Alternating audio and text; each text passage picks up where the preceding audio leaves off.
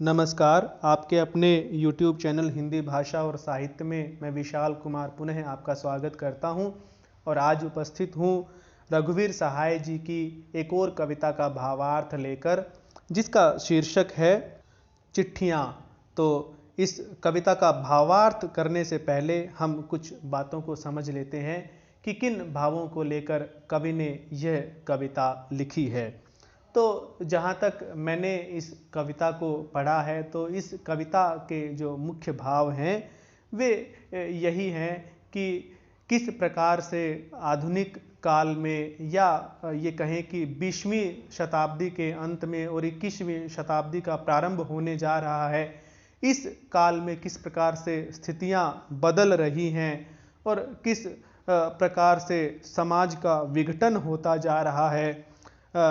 मनुष्य को एकाकीपन का सामना करना पड़ रहा है, किस प्रकार से संयुक्त परिवार टूट रहे हैं और मनुष्य अकेला होता जा रहा है। और साथ ही इस बात का भी इसमें उठाया गया है कि जो बातें पुराने समय में यह समझा जाता था कि वे बहुत ही रेयर होती हैं, रेयर कहें तो मतलब यह है कि जैसे कोई अपराध या किसी प्रकार की समाज में विद्रूपता, जो कि एक बहुत बड़ी बात मानी जाती थी, लेकिन आज के समय में किस प्रकार से ये सब चीज़ें सामान्य होती जा रही हैं, उन सब मुद्दों को उठाते हुए उन सभी भावों को कवि ने इस कविता में पिरोने का काम किया है।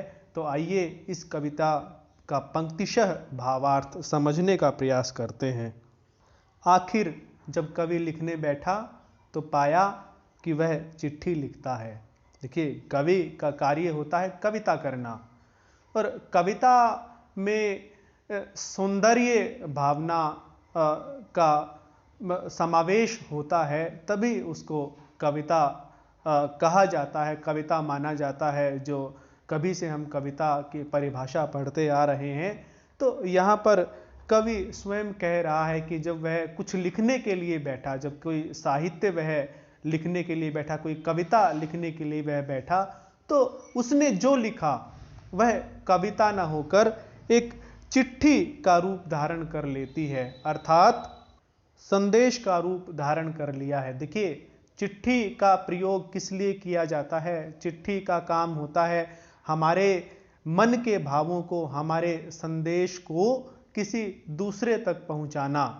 तो कविता ने जब चिट्ठी का रूप धारण कर लिया है, तो इसका अर्थ यह हुआ कि कवि स्वयं समाज में कुछ संदेश देना चाहता है। वह किसी प्रकृति सौंदर्य की कविताएं नहीं लिखना चाहता, या उसके मन में वो भावनाएं अभी आ भी नहीं रही हैं, बल्कि समाज की स्थिति ऐसी हो गई है कि उसके लिए यह एक ज़रूरत बन गई है कि वह अपनी कविताओं में समाज को निजी रूप से कोई संदेश दे, ताकि जो विकट स्थितियां समाज में धीरे धीरे उत्पन्न होती जा रही हैं, उन स्थितियों से किसी प्रकार से निपटा जा सके। सब नृशंसताएं सामान्य हैं, 21वीं सदी में पुराणपंथी प्रसन्न है। नृशंसताएं, अत्याचार, अन्याय, कोई भी जो इस प्रकार का गलत कार्य है, चाहे वह हत्या है, डकैती है, तो ये सब आज के युग में सामान्य हो गई हैं।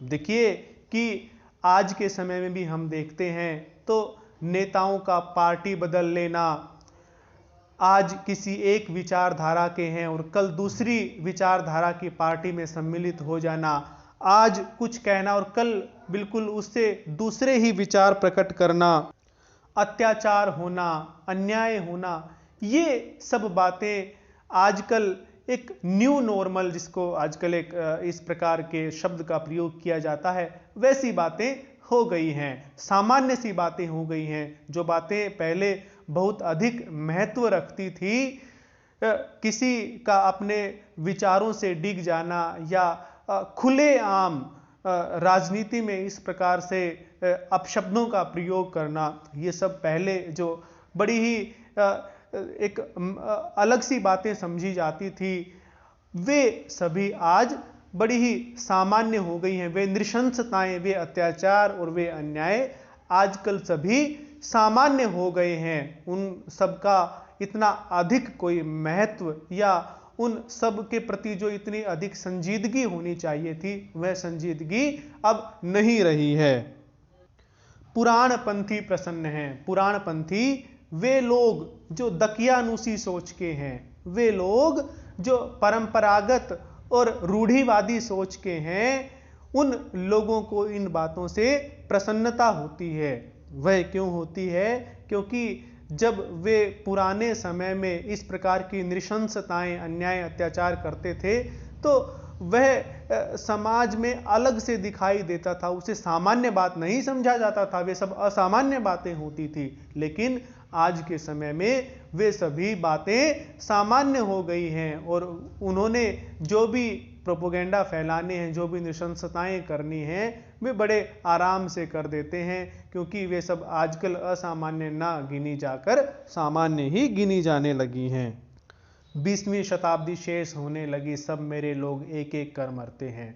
20वीं शताब्दी शेष होने का मतलब क्या है? 1901 से लेकर जो 2000 तक जो शताब्दी थी, कवि ने उस समय कविता लिखी थी और ये वो समय था जब 20वीं शताब्दी का अंत हो रहा था। शेष होने का मतलब क्या है? कि अंत होना। तो कवि कहता है कि 20वीं शताब्दी का अंत हो रहा है और सब मेरे लोग, कि जो उन जैसे लोग हैं, जो उसके आत्मीय लोग हैं और जो इन सब बातों को समझते हैं, वे सब लोग धीरे धीरे करके, एक एक करके मर रहे हैं। अर्थात जो एक उत्तम सोच वाले लोग जो उसका साथ निभाते थे, वह जिस प्रकार से समाज को जागृत करना चाहता है, उसके साथी थे, उन्हें वह अपना लोग कहता है। वे सब एक एक करके मरते जा रहे हैं, मृत्यु को प्राप्त होते जा रहे हैं। अर्थात कहने का भाव यह है कि वह अब अकेला भी पड़ता जा रहा है।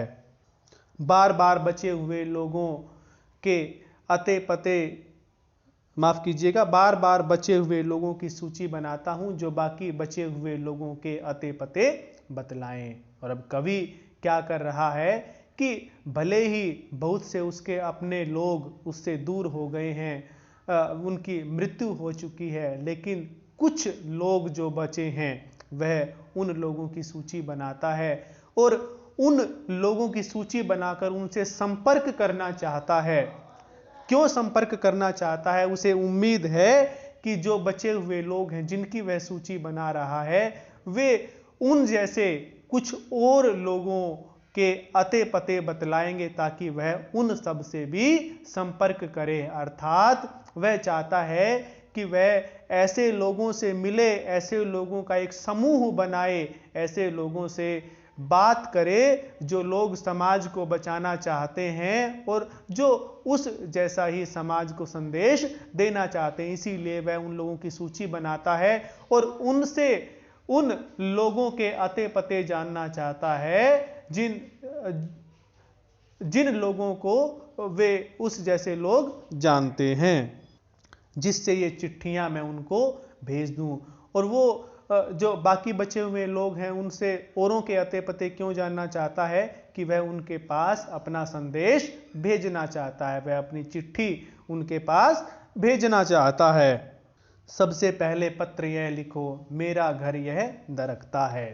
कि वो कहता है कि सबसे पहले तो तुम ऐसा पत्र लिखो, मुझसे ही प्रारंभ करो कि मेरा जो परिवार है वह टूट रहा है। घर दरकने का मतलब क्या है? कि मेरा परिवार टूट रहा है, क्योंकि उनका मानना है कि जो मेरा संयुक्त परिवार था वह अब धीरे धीरे विघटित हो रहा है और जो एकल परिवार की समस्या है, उस समस्या को यहाँ पर रघुवीर सहाय ने उठाया कि किस प्रकार से संयुक्त परिवार विघटित हो रहे हैं और एकल परिवार की समस्या धीरे धीरे पूरे देश में बढ़ रही है।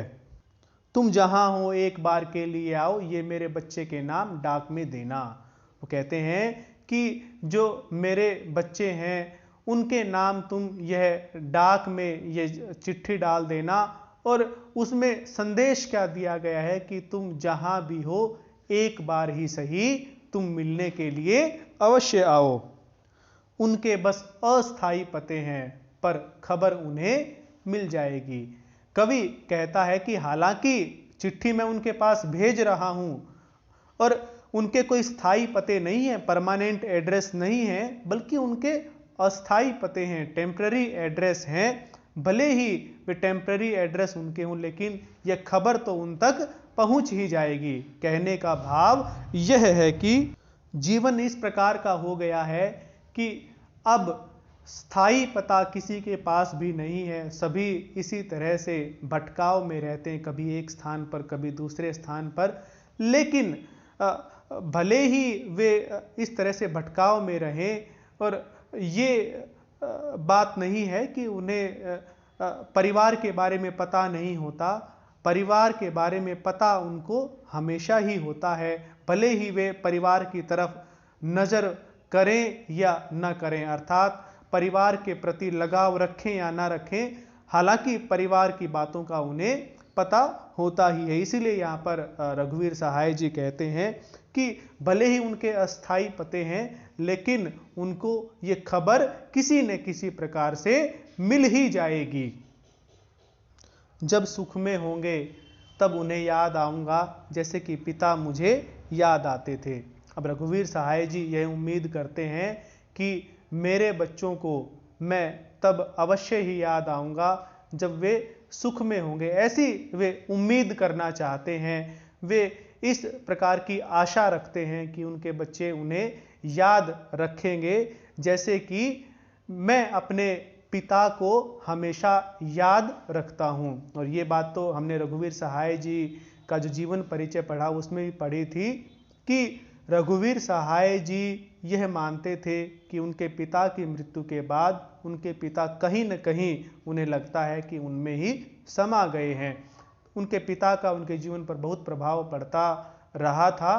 तो इसी बात को वे कहते हैं कि जिस प्रकार से मैं भी उम्मीद रखता हूं कि जिस प्रकार से मैं अपने पिता को याद रखता हूं, और उसी प्रकार से मेरे बच्चे भी जब सुख की अवस्था में होंगे तो वे मुझे याद करेंगे।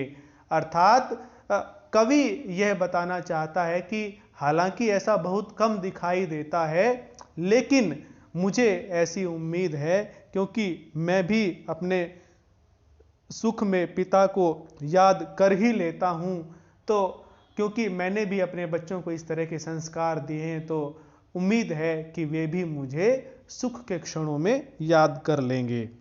दूसरे पत्र की कई प्रतियां बनाओ, सब पर हस्ताक्षर के साथ। अब रघुवीर सहाय जी कहते हैं कि जो ये दूसरा पत्र है, पहला पत्र तो मैंने परिवार के नाम लिखा, अब जो ये दूसरा पत्र है, ये पत्र, इसकी कई प्रतियां बनाओ, जिसको फोटोकॉपीज कहते हैं आप, इसकी कई प्रतियां बनाओ और सब पर मेरे हस्ताक्षर भी करवाओ। पत्र निजी हो जाएगा वह मैं कर दूंगा। और हस्ताक्षर करवाने का कारण क्या है कि वह इस पत्र को निजी पत्र बनाना चाहते हैं, और वो हस्ताक्षर करने के लिए पूरी तरह से तैयार हैं। और निजी पत्र क्यों बनाना चाहते हैं? वे जो समाज को संदेश देना चाहते हैं, वे चाहते हैं कि वे निजी रूप से सबको संदेश दें। यह न हो कि फोटोकॉपी समझ ली जाए और यह बात उठे कि यह निजी रूप से कोई व्यक्ति नहीं कह रहा है, यह भी केवल एक औपचारिकता भर है। वे समाज को संदेश देने में केवल औपचारिकता नहीं निभाना चाहते, वे चाहते हैं कि निजी रूप से, बड़े आत्मीय ढंग से वे समाज को संदेश दें। अपनी जो उनकी कविताएं पत्र का रूप ले रही हैं, उन कविताओं को वे समाज को निजी रूप से अर्पित करें। तो यह थी रघुवीर सहाय जी की कविता चिट्ठियां। संभव है आपको समझ आ ही गई होगी, और यदि कोई शंका या समस्या है तो आप कमेंट बॉक्स में अवश्य लिखें, और साथ ही कमेंट बॉक्स में आप अपनी प्रतिक्रियाएं भी अवश्य दें कि आपको समझ में आया है अथवा नहीं।